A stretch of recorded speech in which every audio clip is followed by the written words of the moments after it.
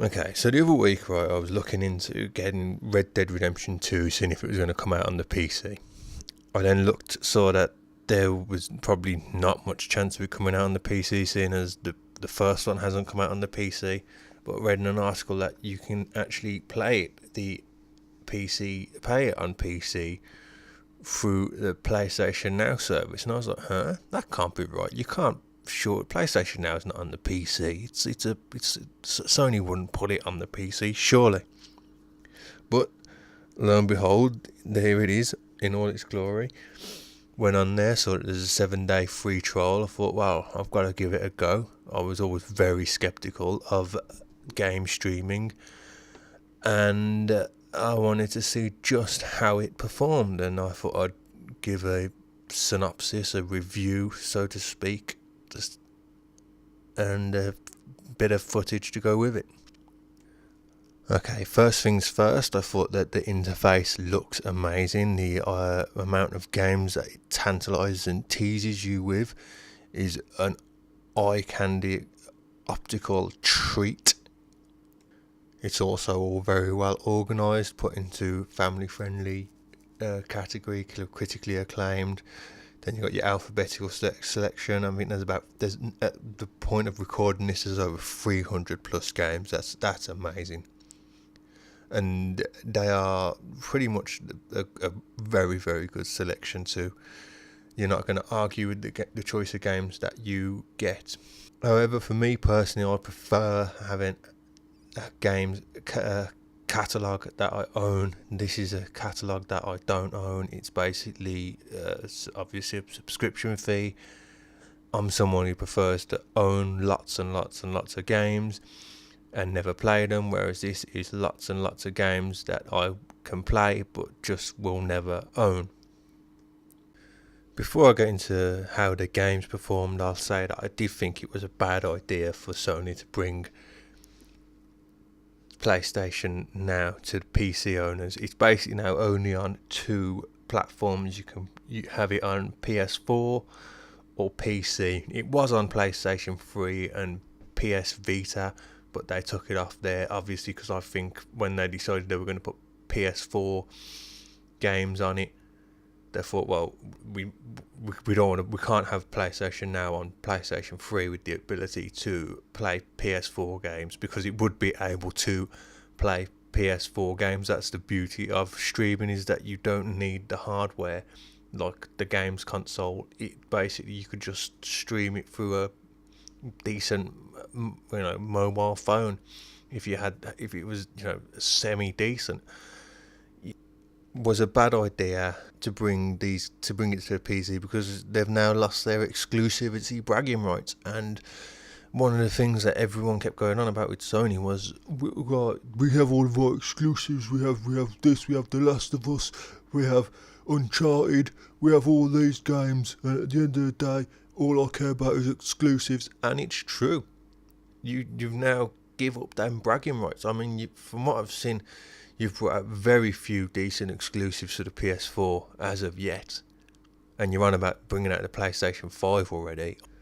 But we wait and see to see how long it stays on the PC for. I mean, it is a very uncertain, unsure of itself service. It's been when it first came out, it was you rent games for an extortionate amount. Was it like £5 for 2 hours for some of the oldest games that you could probably find in a bin? £40 you could probably own it for a week, something like that. So they started off doing it as a renting like Netflix meets Blockbusters, and now they've gone all in, and they've really just tried to get people involved into PlayStation Now. And yeah, I'm gonna give my opinion and how it handles and my overview of it. Now, the controls for me, whenever I say press jump, it jumped. It says how high do you want me to jump, and it jumped. But for me, the analog sticks, every time I used them, they felt like they were always overcompensating, always a little bit behind the press, if you know what I mean. if I was going for headshots, like there was points when I was playing The Last of Us, and there was points where I was going for headshots, and I was just overcompensating here and there, and just putting bullets either side of the head. It was almost like I was shooting the A-team logo into the wall behind them. It was just, I felt a bit laggy, but the button pressing themselves, they were fine. It was the same with Uncharted. There was points where I was shooting and it was just not working for me because the analog sticks were just always seeming to overcompensate.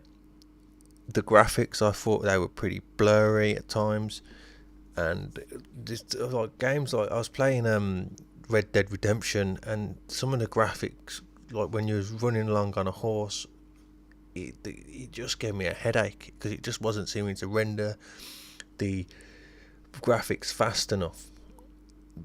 Be you know whether or not I've just put a tint on that game and it was always like that, and I've just got used to having much more smoother 1080p standard graphics. I do not know, but for me it just gave me a headache.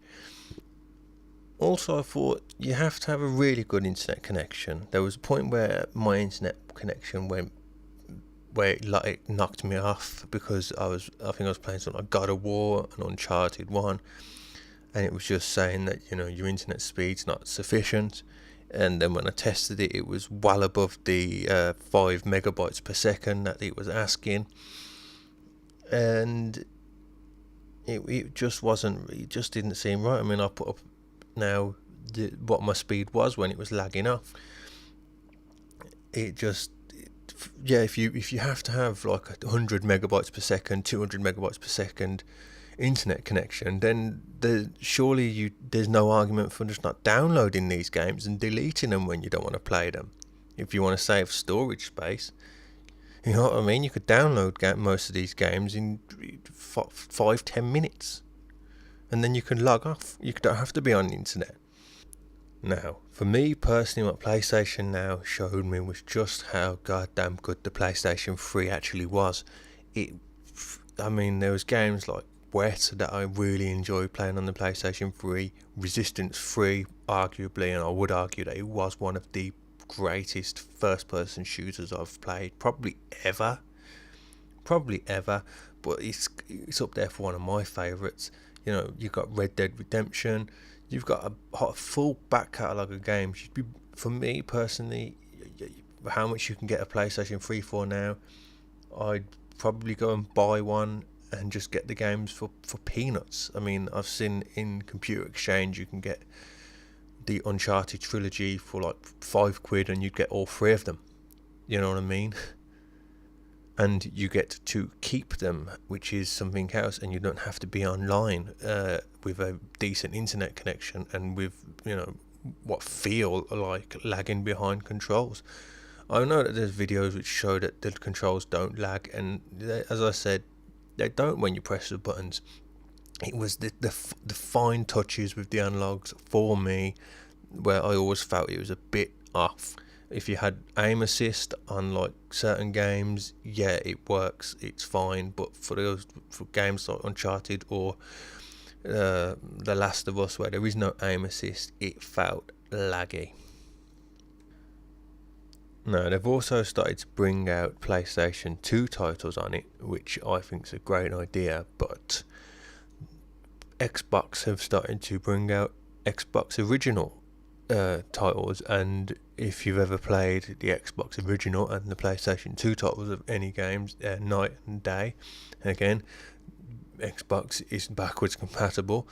PlayStation Now is Sony's answer to being backwards compatible. It's something that they are sticking to. I think that they've obviously sunk a hell of a lot of money into this service, but yeah, it's a good idea in practice. For me, it's not something I'm going to subscribe to again, not for a while at least, I don't think. But what it is a great advertisement for, as I say, getting a PlayStation 3. It's convinced me to. I mean, I've got games that I downloaded on my profile. I logged back into that profile to try PlayStation Now out, and yeah, it has convinced me to go and get a PlayStation 3.